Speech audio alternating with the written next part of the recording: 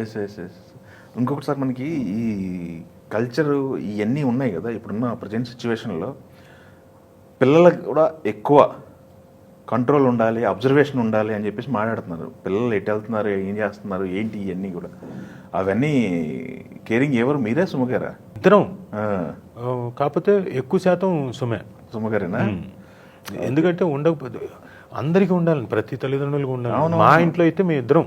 అవును. ఎందుకంటే తనకి ఏదో ఇబ్బంది అనుకుంటూ నువ్వు చెప్పంటుంది, నాకు నేను చెప్పడానికి ఇబ్బంది అయినప్పుడు నువ్వు చెప్పంటాను. భయపడతారా? ఎవరు ఎక్కువ భయపడతారా పిల్లలు? ఎవరు భయపడరు.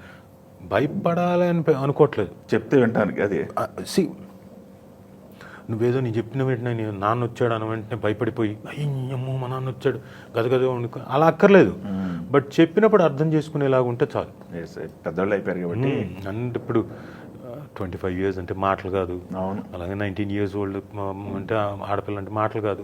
వాళ్ళకి నాలెడ్జ్ ఉంటుంది, వాళ్ళ పరిధిలో వాళ్ళు అర్థం చేసుకోగలరు. అలా అని చెప్పేసి వాళ్ళకి ప్రపంచం అంతా తెలుసా అంటే తెలియదు, ఇంపాసిబుల్. మనం రోజు ప్రతిదీ నేర్చుకునేదే. 30 ఏళ్ళు వచ్చేంత వరకు బయట ప్రపంచం తెలియదు పిల్లలకి. అవును.